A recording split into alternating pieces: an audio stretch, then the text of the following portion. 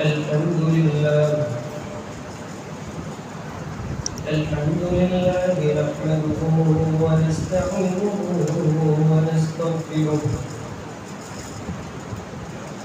ونعوذ بالله من شرور أنفسنا ومن سيئات أعمالنا من يهده الله فلا مضل له ومن يضلل فلا هادي له وأشهد أن لا إله إلا الله وحده لا شريك له وأشهد أن محمدا عبده ورسوله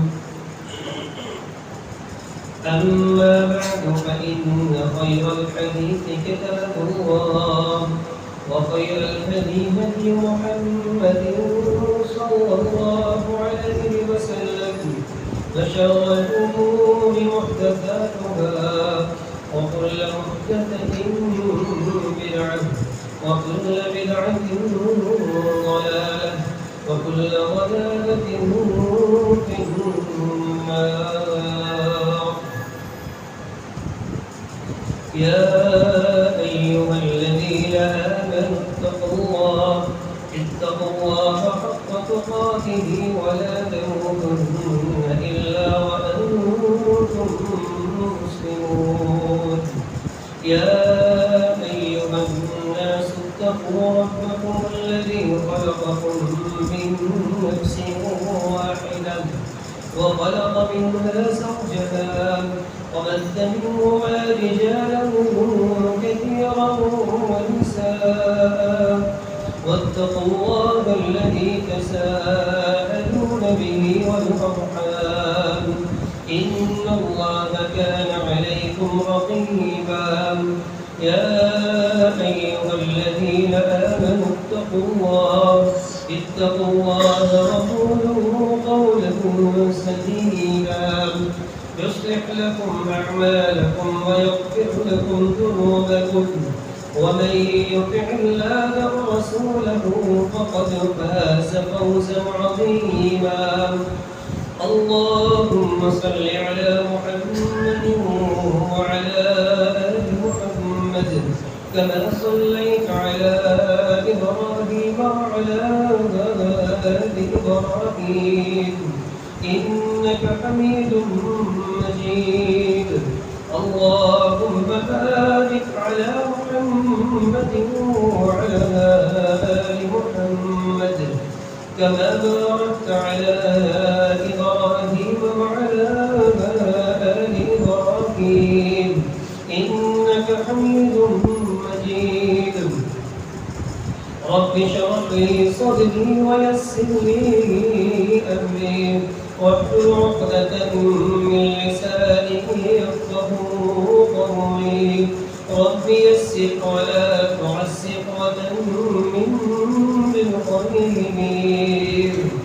أعوذ بالله السميع العليم من الشيطان الرجيم من همزه ونفخه ونفثه. بسم الله الرحمن الرحيم. والعصر إن الإنسان لفي خسر إلا الذين آمنوا وعملوا الصالحات وتواصوا بالحق وتواصوا بالصبر.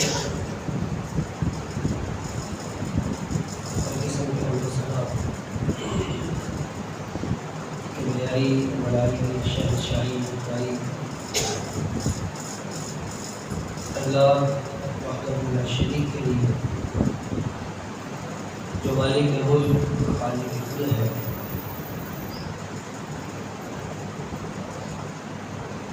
दुरूद व सलाम इमाम अल-अंबिया जनाब मुहम्मद रसूलुल्लाह सल्लल्लाहु अलैहि वसल्लम की मुक़द्दस मुबारक व तस्दीक।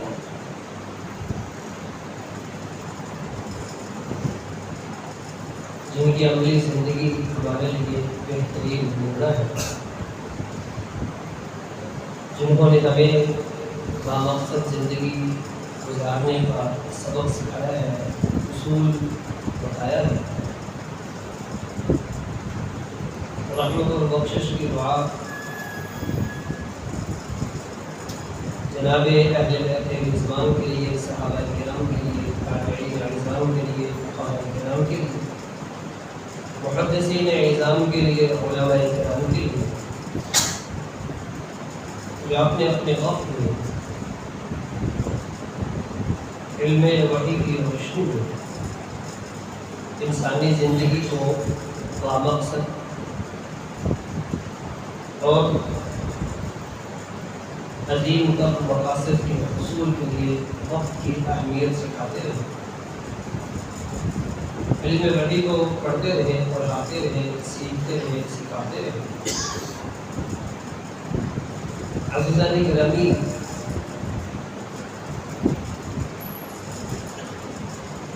انسان کی تخلیق سے پہلے مخلوقات اور بھی تھی، لیکن پھر بھی رب تعالیٰ نے انسان کو پیدا کروایا اور اس کی تخلیق کو بامقصد بنایا،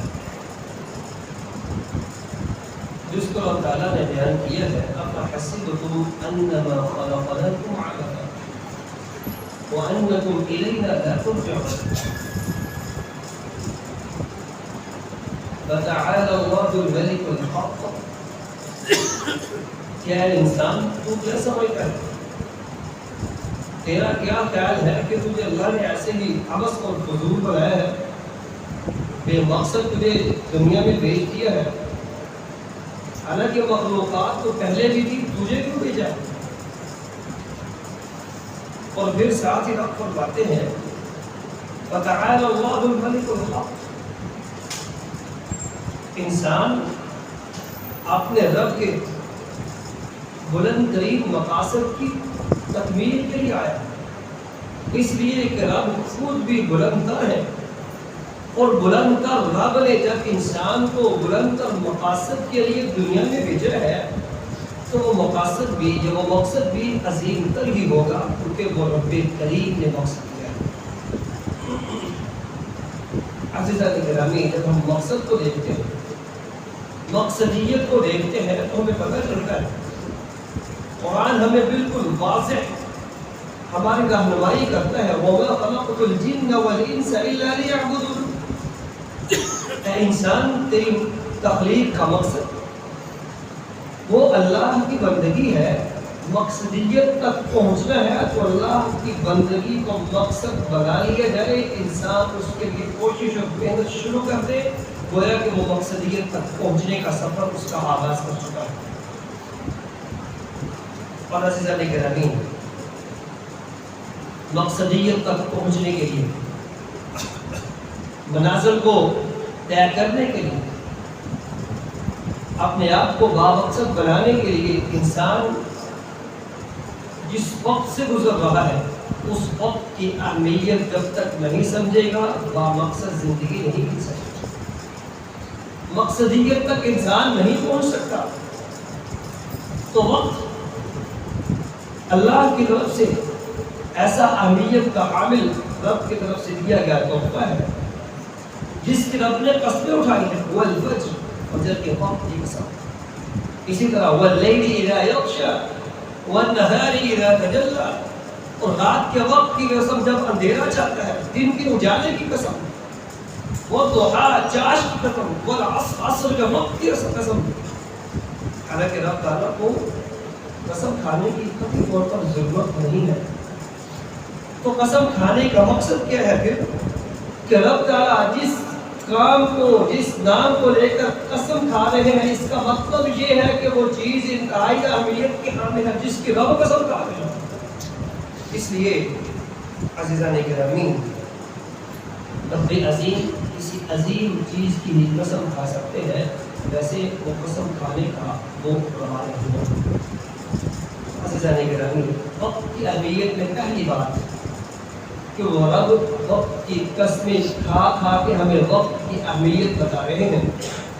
اور صحیح بخاری کی روایت کو پڑھ لیا جائے عبداللہ ابن عباس رضی اللہ عنہما بیان فرماتے ہیں نعمتان مغبون، رسول اللہ صلی اللہ علیہ وسلم کا فرمان نقل فرماتے ہیں، ذکر کرتے ہیں نعمتان مغبون فیہما کثیر من الناس، دو نعمتیں بڑی قیمتی ہیں، دو نعمتیں انسان کے لیے اس کی زندگی کے خطوط کو استوار کرنے کے لیے بنیاد کی حیثیت رکھتی ہیں، اور وہ دو چیزیں، وہ دو نعمتیں انسان کے لیے اس کے وقت کو انتہائی بامقصد بنا سکتی ہیں، اس کی زندگی کو بامقصد بنا سکتی ہیں۔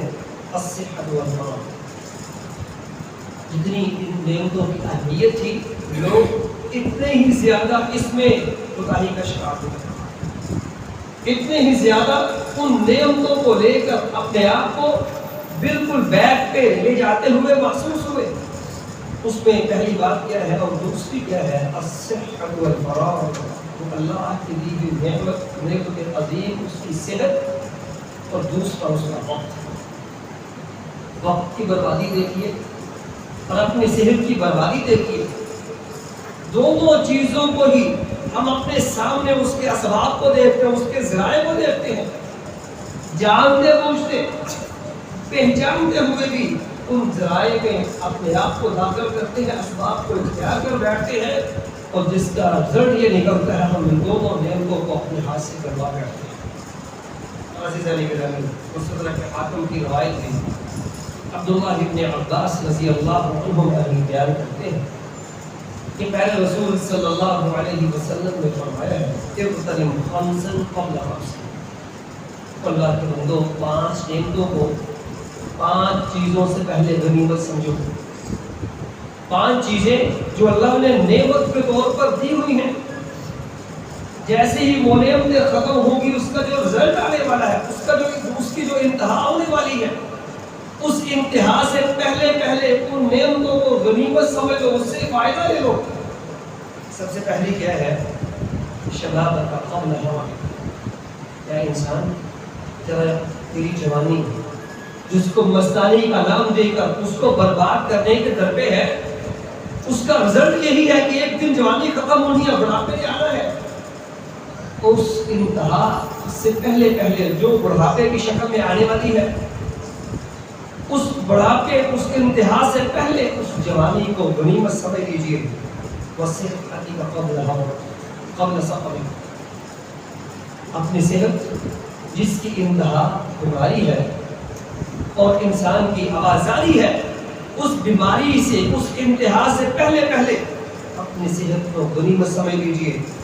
وغیرہ کا قبل فقرک، اے انسان تجھے اللہ نے نعمتیں دی ہیں، تجھے غنی کیا ہے، تجھے رب نے اپنے فضل اور اپنی نعمتوں سے نوازا ہے، کچھ پتہ نہیں وقت کب پلٹا کھاتا ہے رب کو پتہ ہے، اس سے پہلے کہ وقت پلٹا کھا جائے اپنی اس نعمتوں کو، اپنی غنا کو، اپنی اللہ کی عنایات جو تجھ پر ہے اس کو غنیمت سمجھیں۔ عزیزان گرامی، اسی طرح 5ویں بات جو پہلے رسول صلی اللہ، چوتھی بات جو رسول اللہ صلی اللہ علیہ وسلم نے بیان فرمائی، وہ فراغت کا قبل شغل۔ اے انسان، تجھے رب نے فراغت دی ہے، وقت دیا ہے، اس کی انتہا کیا ہے کہ ایک وقت ہوگا تم مشغول ہے، تیرے پاس وقت نہیں ہے، لیکن اس وقت کے انتہا سے پہلے اپنا وہ وقت جو رب نے تجھے عنایت کیا ہے، اس وقت کی اہمیت کو سمجھ لے، اور ساتھ ہی فرما ہوا حیاتی قبل موتک، زندگی جو تجھے رب نے مستعار دی ہے، ادار کے دی ہے، اس کی انتہا بھی یہ ہے کہ زندگی ختم ہونی ہے۔ یہ وقت جو ابھی گزر رہا ہے، یہ توانائیاں، یہ رعنائیاں جو انسان کی سانسیں جو چل رہی ہیں، اس کی انتہا یہ ہے، اس پہ ختم ہونا ہے۔ اس کے اختتام سے پہلے اس انتہا سے پہلے اپنی زندگی کی توانائیوں اور رعنائیوں اور سانسوں کو غنیمت سمجھ لیجیے۔ عزیزان گرامی، اور ایک مسلمان جب دنیا کی زندگی میں وقت گزارتا ہے، اس کے وقت کے گزرنے کے ساتھ مسلمان جب اللہ کے حضور پیش ہوگا تو دنیا میں گزارا گیا وقت، دنیا میں جو لی گئی سانسیں، دنیا میں گزاری گئی وہ جوانی جو انتہائی کارآمد ہونی چاہیے، قیامت کے دن اس کو پرکھا جائے گا، اس کو دیکھا جائے گا، اس کی جانچ پڑتال کی جائے گی، عبداللہ بن مسعود رضی اللہ عنہ بیان کرتے ہیں، جامع ترمذی کی روایت ہے، رسول اللہ صلی اللہ علیہ وسلم نے فرمایا تھا لا تزول قدم ابن آدم، ابن آدم تب تک اپنے قدموں کو ہٹا نہیں سکے گا جب تک حتی یسأل عن خمس، حتیٰ کہ اپنے رب کو 5 سوالوں کے جواب نہ دے، تب تک وہ کچھ نہیں کر سکے۔ تو ہم یہ کہہ سکتے ہیں کہ وہ ہل نہیں سکے گا، اپنی جگہ نہیں بدل سکے گا، یا اپنے آپ کو وہ فارغ نہیں سمجھ سکے گا جب تک وہ 5 سوالوں کے جواب نہ دے دے۔ ان میں 2 باتیں جس کو ہم ذکر کرنا چاہیں گے، ان عمرہ فیما بدا، مسلمان انسان تجھے وقت دیا، زندگی دی تھی، اس کے بہت سے لیل و نہار ماہ و سال دیے تھے، تجھے ہر اس نعمت کو جو زندگی گزارنے کے لیے تجھے چاہیے تھی ہر چیز دی تھی، تجھے زندگی گزارنے کے لیے ساری نعمتیں دے کر بھی زندگی با مقصد بنانے کی تجھے صلاح دی تھی، تجھے مشورہ دیا تھا، ترغیب دلائی تھی، بتا اپنی عمر اپنی زندگی کہاں گزار کے آیا ہے۔ اور اسی طرح آپ صلی اللہ علیہ وسلم فرماتے ہیں ان شبابہ فیما بدا، جوانی جو زندگی کا اہم ترین حصہ ہے، اس کو تو نے کہاں گزارا؟ تیرے دن اور رات کیسے رہے؟ دن کے اجالے کیسے رہے؟ رات کی تاریکیاں کیسی رہیں؟ اور تو کیا کرتا رہا؟ حالانکہ رب العالمین ہے، تمام جہانوں کو پالنے والا ہے، اس کو سب پتہ ہے، لیکن انسان سے پوچھا جائے گا، انسان جواب دے گا تو اس کو آگے بڑھنے دیا جائے گا، ورنہ رسول اللہ فرماتے ہیں صلی اللہ علیہ وسلم انسان اپنے قدم کو نہیں اٹھا سکے گا۔ عزیزان گرامی، وقت نعمت ہے، اس میں کوئی شک نہیں، لیکن یہ ایسی نعمت ہے جو انتہائی تیزی سے گزر رہی ہے، اور ہم اس کو آج ہوش و حواس سے محسوس کر سکتے ہیں۔ ہمارے سال مہینوں میں، مہینے ہفتوں میں، ہفتے دنوں میں، دن گھنٹوں میں، گھنٹے منٹوں میں گزری جا رہی ہیں، اور رسول اللہ صلی اللہ علیہ وسلم نے قیامت کی علامات صغریٰ جو بیان کی، اس میں یہ بھی ایک علامت ہے کہ قیامت کے نزدیک قرب قیامت ایسا ہوگا، وقت گزرنے کا پتہ نہیں چلے گا، اور انسان بھی اس کو ایسے گزارے گا کہ اس کو بھی پتہ نہیں چلے گا کہ میں وقت کیسے گزار رہا ہوں۔ اور عزیزان گرامی، اس لیے وقت وہ مال سے زیادہ قیمتی ہے۔ اللہ نے کہے کسی کا مالی نقصان، اللہ سب کو محفوظ فرمائے، عافیت کی عظیم دولت سے نوازے۔ ہم جانتے ہیں مال کا نقصان وہ بھی نعوذ باللہ من ذلک، لیکن ازالہ ممکن ہے، وقت کا ضیاع ہو ازالہ ممکن نہیں ہے۔ وہ وقت جو ایک لمحہ، ایک سانس جو آ چکا، وہ گزر چکا، دوبارہ وہ انسانی سانس، وہ انسانی لمحہ، وہ انسان کے پاس گزرا ہوا سیکنڈ اور منٹ جو زندگی کی سوئی چل رہی ہے، یہ دوبارہ اپنی جگہ پر واپس نہیں آ سکتی۔ گھوم کر واپس تو آئے گی لیکن وہ پلٹ جائے، یہ کبھی نہیں ہو سکتا۔ انسان کے پاس پہلے جتنی دولت آ سکتی ہے، پہلے جتنا مال بلکہ اس سے بڑھ سکتا ہے، لیکن گزرا ہوا وقت اس کا ازالہ کبھی بھی ممکن نہیں ہے۔ اس لیے عبداللہ ابن مسعود رضی اللہ عنہ فرمایا کرتے تھے، میں ندمت علی شیء، مجھے اپنی زندگی میں کبھی بھی کسی بات پر اتنی ندامت نہیں ہوئی، پریشانی اور شرمندگی اور ٹینشن نہیں ہوئی کہ میری زندگی کا ایک دن ہو اور سورج طلوع ہوا، سارا دن گزرے، سورج طلوع ہو چکا ہو اور وہ دن سارے کے سارا گزر جائے، میری زندگی کا ایک دن کم ہوا ہو، لیکن فلم یزد عملی، لیکن میری زندگی کا ایک دن کم ہونے کے ساتھ، ایک دن مزید گزرنے کے ساتھ میرا عمل نہ بڑھا ہو، میری زندگی میں کوئی کارآمد کام نہ ہوا ہو، مقصدیت کی طرف ایک قدم میں آگے نہ بڑھا ہوا ہوں، اور مقصدیت کی منزلوں کو تک پہنچنے کے لیے اپنی سیڑھیوں پہ جو میں نے مقصد تک پہنچنے کے لیے چڑھنا تھی، ایک سیڑھی بھی نہ چڑھا ہوں، میرے لیے سب سے ندامت کا دن، پریشانی اور تکلیف کا دن وہی دن ہوگا جب میں نے اپنے آپ کو وقت ضائع کر دیا۔ اور عزیزان گرامی، اس کے ساتھ اگر ہم سمجھیں کہ وقت کو برباد کرنا، اس کو ہم جانتے ہیں انتہائی تکلیف دہ عمل ہے، وقت کی اہمیت کو نہ سمجھنا، وقت کو کارآمد نہ بنانا، یہی بربادی ہے، اور یہی انسان کے لیے تکلیف اور اس کے لیے ندامت کا باعث ہے۔ عزیزان گرامی، ہم سمجھنے کی کوشش کریں گے وقت کی بربادی کیسے ہوتی ہے اور انسان ان ذرائع سے بچے تاکہ اپنے وقت کو قیمتی سمجھے. تو سب سے پہلا ذریعہ اور بنیادی ذریعہ یہی ہے کہ انسان لایعنی کاموں میں پڑ جاتا ہے جس کا کوئی مقصد نہیں. اس میں لایعنی کاموں میں وقت گزاری، مغز ماری ایسا عمل ہے کہ انسان اپنے وقت کو پھر برباد کرتا ہے کہ تلوار کی طرف کاٹتا ہی چلا جاتا ہے اور وہ وقت انسان کا برف کی طرف پگھلتا ہی چلا جاتا ہے. رسول اللہ صلی اللہ علیہ وسلم نے بھی فرمایا تھا من حسن اسلام المرء ترکہ ما لا یعنی. ایک مسلمان کا اسلام کی خوبصورتی یہ ہے وہ مسلمان صحیح مسلمان بننا چاہتا ہے. آئیڈیل ایک اس کی حیثیت اگر وہ بنانا چاہتا ہے، سچویشن میں داخل ہونا چاہتا ہے، تو اس کا پھر بہترین حل یہ ہے، طریقہ یہ ہے، ہر وہ کام جو اس سے متعلق ہی نہیں ہے اس کو چھوڑ دے، وہ ایک بہترین زندگی میں داخل ہو جائے گا. عزیزان گرامی، لایعنی باتوں میں بہت سی باتیں، بہت سی چیزیں ہماری زندگی میں شامل ہیں، لیکن جس میں ہمارا وقت ضائع ہوتا ہے اس میں ایک بنیادی چیز وہ ہے ہماری فضول مجالس جو رب کی نافرمانی کی طرف ہمیں لے کے جاتی ہے، وقت کے ضیاع کا سبب بنتی ہے. اور یہی وہ مجالس ہیں جو قیامت کے دن جن کے بارے میں رب نے فرمایا وَيَوْمَ يَعَضُّ الظَّالِمُ عَلَى يَدَيْهِ يَقُولُ يَا لَيْتَنِي اتَّخَذْتُ مَعَ الرَّسُولِ سَبِيلًا يَا وَيْلَتَىٰ لَيْتَنِي لَمْ أَتَّخِذْ فُلَانًا خَلِيلًا. قیامت کا دن ہوگا، انسان اپنے ہاتھوں کو کاٹے گا اور افسوس کرے گا، ہائے کاش وہ مجلس سے نہ ہوتی، ہائے کاش میں اس وقت میں نہ بیٹھتا اور میرا فلاں دوست میرا دوست نہ بنتا اور میں آج اس مصیبت میں نہ گزرتا. اور عزیزان گرامی، صحیح بخاری کی بھی روایت کو مختصراً سماعت کیجیے گا. آپ صلی اللہ علیہ وسلم بری مجالس کو بیان کرتے ہوئے فرماتے ہیں وَنَفِخِ الْقِيرِ، وہ بری مجالس وہ بٹھی کی طرح ہے، اس کے پاس جائیں گے پھر اَيُّحْرِقَ ثِيَابَهُ، اور ان بٹھی انسان کے وہ کپڑوں کو جلائے گی یا کم از کم اس کی تکلیف سے انسان بچ نہیں سکتا.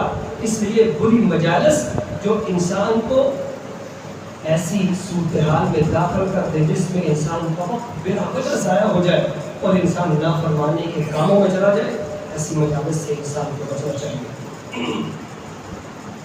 دوسرا ذریعہ یا دوسرا عمل انسان کے لایعنی کاموں کا وہ الیکٹرانک میڈیا اور سوشل میڈیا ہے. وقت کے ضیاع کا سب سے بڑا ذریعہ آج ہمارے زمانے میں ہمارے ہاتھوں میں فیس بک، انسٹاگرام اور دیگر ذرائع وہ ہمارے پاس ہے اور اس کا استعمال ایسا چھٹر بے مہار ہے. انسان اس پہ ایک دفعہ داخل ہو صحیح پھر نکلنے کے لیے واللہ جہد مسلسل کرنا پڑتا ہے. انسان کو اپنے آپ کو عزم بنانا پڑتا ہے، اس کے لیے اپنے آپ کو مضبوط کرنا پڑتا ہے. اگر ایسا نہ ہو انسان ان جنجروں سے نکلنے میں قاصر ہی رہتا ہے. عزیزان گرامی، یہ بات ذہن میں رکھیے، یہ ایسے ذرائع ہیں جنہوں نے ہمارے وقت کو ایسا برباد کیا کہ انسان دیگر کاموں سے بے پرواہ ہو گیا. وہ اس کی ذات سے بھی تعلق رکھتے ہیں، اس کے احوال سے بھی تعلق رکھتے ہیں، لیکن اگر یہی سوشل میڈیا الیکٹرانک میڈیا اس کو اچھا استعمال کیا جائے تو اللہ اس ایسی نعمت کوئی ایسی نعمت ہے جس کو رب نے ہمیں عنایت کر دیا ہے. اس کے ذریعے سے ہم باہم رابطہ کر سکتے ہیں اور معلومات کی فراہمی ہو سکتی ہے، دین اسلام اور دین حنیف کی ترویج ہو سکتی ہے. بہت سے ایسے کام ہیں جو آج اس میں سب سے بنیادی کردار ہمارے پاس وہ میڈیا کا ہے، لیکن اگر اس کا اچھا استعمال کیا جائے، گوگل کو اچھا استعمال کیا جائے تو سب سے بڑی دنیا کی لائبریری یہاں پر ہے. عربی کتب کی سب سے بڑی لائبریری ویب سائٹ اس گوگل میں موجود ہے جہاں پر انسان پتہ نہیں کیا سے کیا کچھ کر سکتا ہے. لیکن شرط یہ ہے کہ اس کا استعمال کرنے کے لیے انسان کے پاس عزم ہونا چاہیے، اس کو مکمل، اس کو اپنے آپ میں خود مختار اور خود اعتماد ہونا چاہیے. اگر ایسا نہیں ہے تو پھر فضولیات اور فضول کام، لایعنی کام اتنے زیادہ ہیں کہ انسان اس میں چلا ہی جاتا ہے. اور امام سیف الیمانی رحمہ اللہ وہ بیان کرتے ہیں ان من علامت اعراض اللہ عن العبد، اللہ کی ناراضگی کی علامات میں سب سے بڑی علامت یہ ہے ان یشغلہ بما لا ينفع ایک مسلمان ایک انسان کو اللہ ایسے کاموں میں مشغول کر دے جس کا کوئی فائدہ نہیں، جو بالکل لا یعنی ہو، کوئی مقصد نہیں ہے، اور ایسے کاموں میں انسان ایسا مشغول ہے کہ اس کے پاس وقت ہی نہیں ہے۔ عزیزان گرامی، اور یہی فضولیات ہے جو باعث حسرت ہوں گی۔ انسانی موت کے وقت زندگی گزر گئی، آج فرشتہ اجل آ چکا، انسان کہے گا حتی اذا جاء احدهم الموت قال رب ارجعون لعلی اعمل صالحا فيما تركت كلا انها كلمة هو قائلها ومن ورائهم برزخ الى يوم يبعثون۔ رب فرماتے ہیں جب موت کا فرشتہ آ چکا، اب انسان کہے گا کاش مجھے تھوڑا سا وقت مل جائے، ایک کچھ کرنے کا ٹائم مل جائے۔ یہ وہ کلمہ ہے جو انسان وقت گزارنے والا، فضولیات میں پڑھنے والا، اپنی زبان سے اس کو ادا کر رہا ہوگا۔ دوسرا وقت جب ایک مسلمان قیامت کے دن رب کے حضور پیش ہو چکا، دنیا کی زندگی کی فضولیات اس کے سامنے ہے، اور وہ کہے گا وَلَوْ تَرَىٰ إِذِ الْمُجْرِمُونَ نَاكِسُو رُءُوسِهِمْ عِنْدَ رَبِّهِمْ رَبَّنَا بَصَرْنَا وَسَمِعْنَا فَارْجِعْنَا نَعْمَلْ صَالِحًا إِنَّا مُوقِنُونَ۔ اے اللہ میں نے دیکھ لیا، میں نے سن لیا، میرے فضولیات میرے سامنے ہیں، کہ اللہ اب واپس بھیج، صحیح ساری زندگی با مقصد گزاروں، لیکن ایسا ہو نہیں سکتا۔ عزیزان گرامی، وقت کو قیمتی بنانے کے لیے جو تجاویز دی جاتی ہیں ان میں دو تجاویز اس کو ذہن میں رکھیے گا۔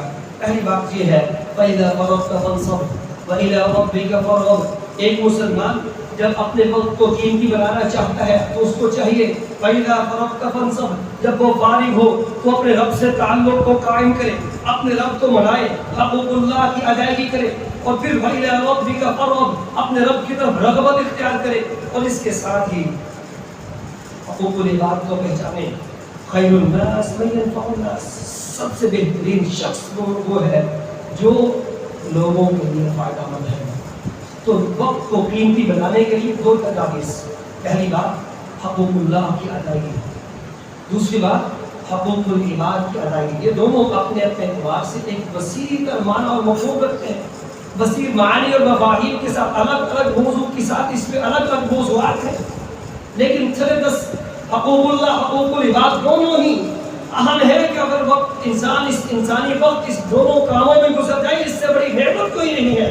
اور عزیزان گرامی، اگر ایسا نہ کیا گیا، اگر وقت کو ان عظیم ترین کاموں میں نہ گزارا گیا تو پھر یاد رکھیے انسان کا وقت بکھرے گا، معاملات ایسے بکھرے ہوئے ہیں، ساری زندگی ان کو سمیٹتے لگے گی، زندگی کی شام ہوگی لیکن وہ بکھرتے معاملات کبھی درست نہیں ہو سکتے۔